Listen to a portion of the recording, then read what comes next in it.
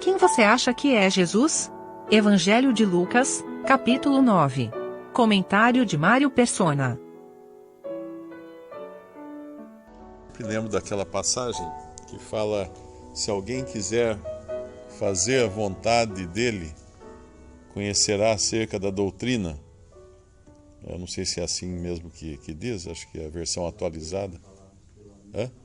Pela mesma palavra conhecerá acerca da doutrina. Eu creio que isso também é um princípio que Deus usa para a revelação de quem é Cristo, porque se eu não estou interessado em fazer a sua vontade, por que eu iria conhecer a Cristo? Por que eu iria querer saber quem Ele é? Eu não ia saber o que fazer com isso. Então, Deus, obviamente, busca corações quebrantados e solícitos. Nós sabemos que, em última instância, é Deus quem revela, obviamente, que é Deus quem escolhe, mas no que tange ao homem, Ele busca por corações solícitos, por aquele que está desejoso, aquele que, como os gregos, queremos ver a Jesus, que fala lá no Evangelho de João, ou é em Atos, é em João. Queremos ver Jesus. Senhor, onde moras? Então nós vemos que a revelação de quem Ele é sempre vem precedida de um desejo de alguém que quer algo acerca de Cristo, quer conhecê-lo. Agora, para quem não quer conhecê-lo, não faria qualquer sentido conhecê-lo.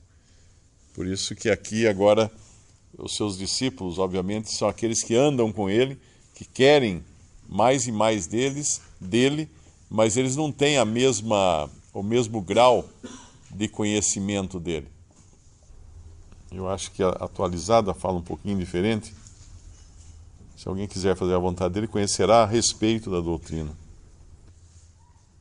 Tem uma passagem em Marcos também, capítulo 8, no versículo 17, os discípulos estavam intrigados ou preocupados porque não tinha pão.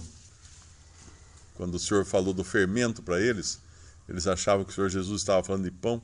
No versículo 16, arrazoavam entre si, dizendo: é porque não temos pão. E Jesus, conhecendo isso, disse-lhes: para que arrazoais que não tendes pão? Não considerastes nem compreendestes ainda? Tendes ainda o vosso coração endurecido? Tendo olhos, não vedes? E tendo ouvidos, não ouvis? E não vos lembrais? Daí ele fala da multiplicação dos pães. Mas logo em seguida vem um que não tinha olhos, ou melhor dizendo, não tinha visão. No versículo 22, e chegou a Betsaida e trouxeram-lhe um cego e rogaram-lhe que lhe tocasse.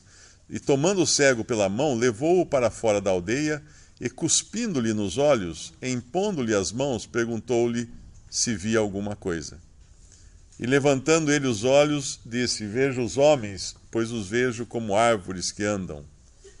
Depois tornou a pôr-lhe as mãos nos olhos, e ele, olhando firmemente, ficou restabelecido, e já via ao longe e distintamente a todos. E mandou-o para sua casa, dizendo: não entres na aldeia. E aí ele vem, então, com aquela passagem que nós estamos lendo em Lucas. E saiu Jesus e os seus discípulos para as aldeias de Cesareia de Filipe. No caminho perguntou aos seus discípulos, dizendo: quem dizem os homens que eu sou? Nós sabemos que em Lucas a ordem é moral e não cronológica, portanto, aparentemente, a sequência esta aqui de Marcos, que ela vem primeiro, antecedida de um homem primeiro dos discípulos que não conseguiu enxergar. Tem olhos, mas não veem, tem ouvidos, mas não ouvem. É a reprimenda que ele dá aos discípulos. Em seguida vem um cego que ele não cura de repente, ele não cura de uma só vez. Primeiro, no versículo 23, versículo 22, ele chegou, trouxeram-lhe um cego e rogaram-lhe que lhe tocasse. Mas no 23, é significativo que ele toma o cego pela mão e leva-o para fora da aldeia. E cuspindo-lhe nos olhos e impondo-lhe as mãos, perguntou-lhe se via alguma coisa. Ele primeiro tira o cego da aldeia, vamos considerar isso do arraial, do lugar da habitação de todos os homens. Ele precisa separar esse cego, Aí ele cura o cego, mas ele cura em etapas. Primeiro ele faz uma coisa, depois ele faz outra. Por que ele não cura de uma vez? Porque também a visão dos seus próprios discípulos, ela não estava totalmente aberta. Eles ainda não viam, eles ainda não ouviam. Eles estavam em processo de aprendizado, e como esse cego, que o Senhor vai mostrar para eles, o cego vai enxergar homens como árvores que andam. O que é isso? Um homem como uma árvore que anda deve ser uma coisa grande, maior que um homem. Nós não chamamos de árvore alguma coisa de 1,70 m, 1,80 m. Nós chamamos de árvore alguma coisa bem maior. Geralmente a árvore é maior que a gente, né? Porque nós ficamos embaixo de uma árvore, nós subimos numa árvore. Esses discípulos, assim como esse cego, eles estavam tão acostumados a seguir doutrinas de homens, que era a reprimenda que o Senhor deu a eles lá no começo, um pouco antes, quando falou para tomarem cuidado com o fermento dos fariseus, no versículo 15, guardai-vos do fermento dos fariseus e do fermento de Herodes. Eles eram impressionados por homens. E os homens, aos olhos desse cego, é como gigantes que andam, como árvores que andam, como coisas grandes que andam. Nós sabemos que a árvore nos fala de humanidade. Lá no Éden, Adão e Eva se esconderam no meio das árvores, que também pode dar uma ideia da fuga para a religião na hora do pecado. E aqui ele então vai primeiro mostrar que esses homens, que parecem árvores que andam, são simplesmente homens.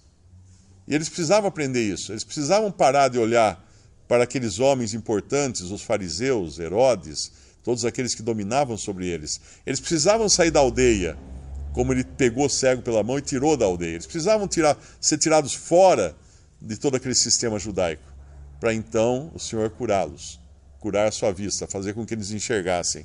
E aqui que depois disso ele também ordena aquele que foi curado para não voltar para a aldeia, não entrar na aldeia. É estranho uma ordem dessa, porque se ele morava na aldeia, como é que ele ia fazer? Mas é bem significativa a questão espiritual disso, o ensino que o Senhor está dando. Que ele estava agora fazendo algo que estava fora de tudo aquilo que os homens faziam, de tudo aquilo que os homens importantes faziam, que eram os judeus, os fariseus, Herodes, toda aquela nata. Eles não iam mais olhar para a nata, agora eles iam olhar só para o Senhor. E aí ele pergunta: quem vocês acham que eu sou?